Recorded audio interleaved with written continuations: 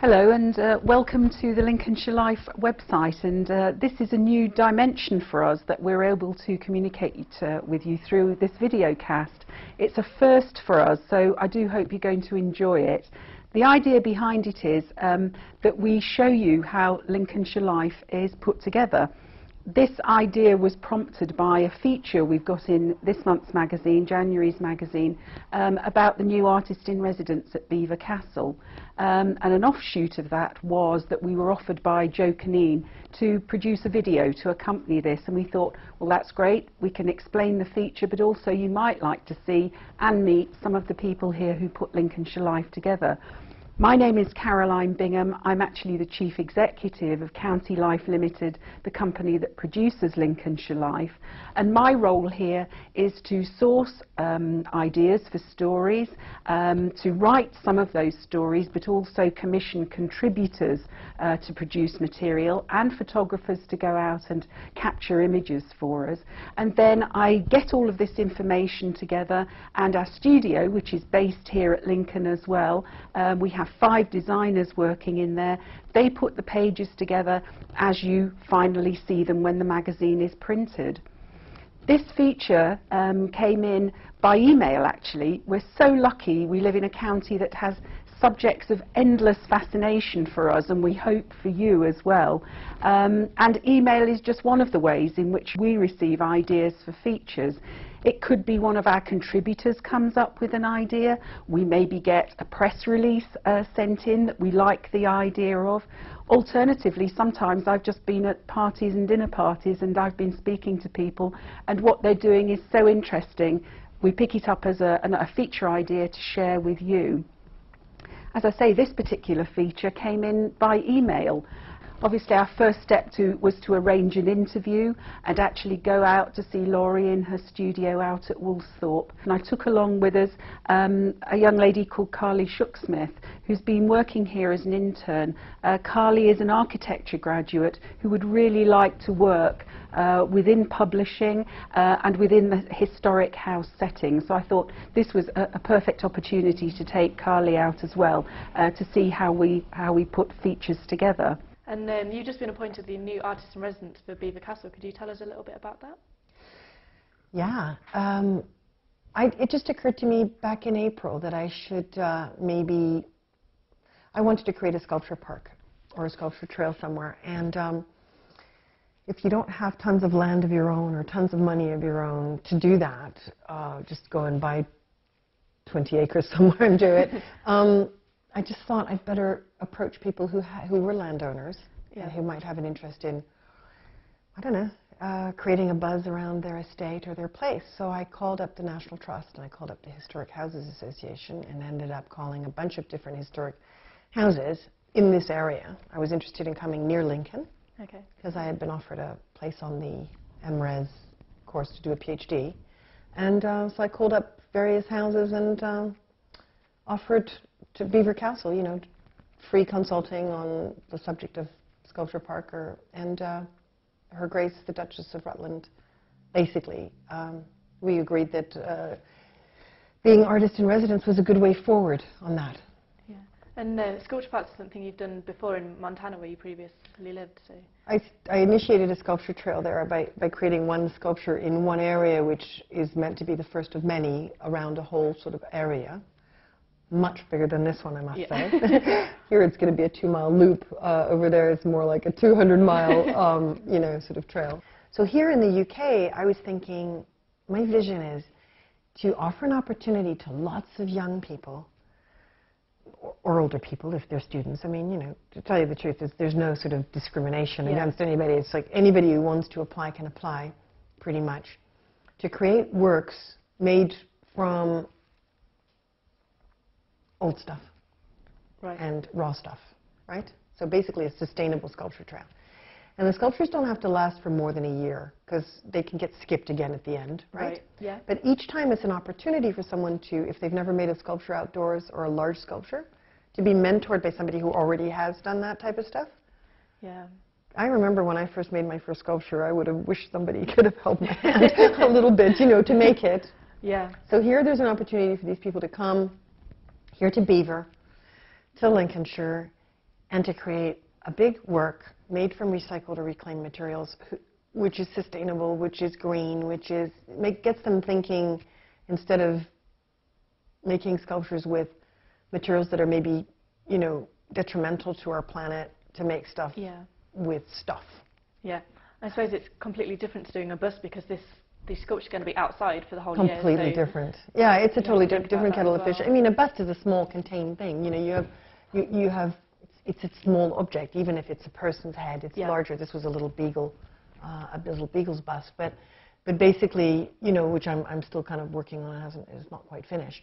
It's one of those in progress things.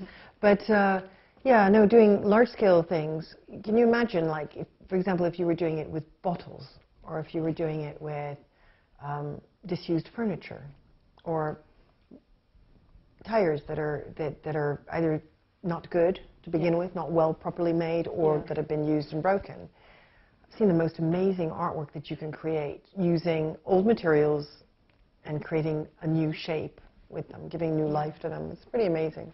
So you're really hoping that with a variety of different people, they'll bring different materials, different styles of work? It's bound to be a seriously interesting variety of things, because you know, there'll be students from all over the UK. We've already had people from the Slade, a master's degree student from the Slade. I've had a young girl from Scotland who asked me, you know, she said she wasn't doing GCSE, she was doing whatever their equivalent is up there or whatever of art, and asked if she could be part of the competition. And yeah, so we're hoping everybody's going to come up with their own take of what they could make and create.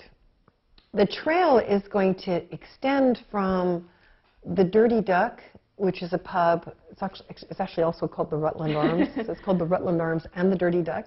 It's a huge old pub that's on the edge of the canal, in you know, the Grantham Canal, the one that goes from Grantham to Nottingham. And so it's going to be a loop. It's a 2-mile loop, hopefully, like just on the edge of the canal, over a bridge, through a bunch of fields and back. It's one of those things. Right now, it's already a recreational area. You know, I go for a walk every day. I have a dog. Take my dog for a walk. People are bicycling down that trail. Moms are pushing prams. You know, and yeah, so it's going to be very much a rural country walk. And then around a corner, oops, there's another new piece of sculpture. You know, ooh, wow. Something else. Which is also why it would be so interesting for the materials to be raw and reclaimed, to fit in with that kind of the surroundings that they're going to be in. And you know, at the end of the day, I think to myself, if even one kid or one person walking past there stops throwing their crisp bags because they think, ooh, you know, gee, you know, garbage, art, maybe, you know, it's better not to kind of destroy. I don't know, you know, if you could have people just being a little bit more careful about their environment as a result of being awakened or sensitized further to the idea of an environmental concern, I think that's a good thing. So in addition to the sculpture trial, you're also doing the busts of the Duchess's children. Could you maybe... Yeah, well, the Duke and the Duchess have 5 children. So basically I've started to do the portrait of the middle child, actually. She's a lovely girl. She's 13, Lady Eliza. So I've started to do her portrait. You know, I've done a lot of portraits. That's one of the things I've specialized in. I've done portraits of John Travolta and other famous people, and I've also done a lot of people who are not famous. I was really lucky. The Association of Tennis Professionals had contracted Hill & Knowlton, which is a PR company in London. And they wanted to do a big splash about Master Cup Shanghai. Okay. So this was basically the top 8 tennis players in the world. That was a stroke of good luck, in a sense, being asked to do the top 8 tennis players in the world. It was a lot of fun, and the sculptures were made larger than life size, like as if they were the terracotta warriors, but they were tennis terracotta warriors. So I got Andy Murray, who didn't actually make the cut. He was wasn't one of the 8 that got selected. But he was one of the 20 who possibly could have been selected, so I got to meet them all and photograph them and measure them. And I used his body to pattern the body of all the warriors. Oh, okay. Wow. He was the one who posed for me. Yeah. So that's quite a different... Doing busts is one thing, and then another thing is doing large-scale sculptures for cities. So I've done some in Ireland and Vietnam and, you know, just different places. Yeah. But here... This whole trail idea that I have for here, it's a bit different. Instead of making permanent large-scale works that would cost a huge amount of money, and in this day and age with this economy, it's not exactly easy, is it, to finance or to find the kind of money for that sort of a sculpture trail. So actually, I've been quite concerned for some time with creating work with sustainable materials. Oh, okay. You know? Yeah. With materials that are reclaimed, recycled, or raw. And I'm calling it the 3 R's because even though 3 R's is traditionally reading, writing, and arithmetic, and here we have, you know, reclaimed, recycled, and raw, I still think that either way, it communicates the idea of basics. And I think sometimes the basics in art or the basics in education are, you know, they are really, truly overlooked as being what they are, which is the foundation. Yeah. And I think here, sometimes people are asked to run before they can walk, and I think it's a really good idea to walk with a sculpture outside when you're being helped by somebody who's already done one. It's a bit easier than if you just said, here, Carly, go off and make a sculpture here in bronze, and we'll give you a £30,000 budget. Yeah. Here it's a, you know, very... Had a very interesting morning with Laurie, and one of the ideas she had was that she would maybe be able to set up for us that we could go along and meet Her Grace, the Duchess of Rutland, because obviously it's been her inspiration as well to appoint Laurie as artist in residence. We were very fortunate to be granted that opportunity, and we went along to interview the Duchess. I just wanted to ask you, Your Grace, why did you respond to Laurie's correspondence? Well, if you know Laurie, you know she's a pretty inspiring lady, and she wrote to me, I think emailed, and it came through to the office, and then it was passed through, because I also love art, and I adore people like her with her energy. Yeah.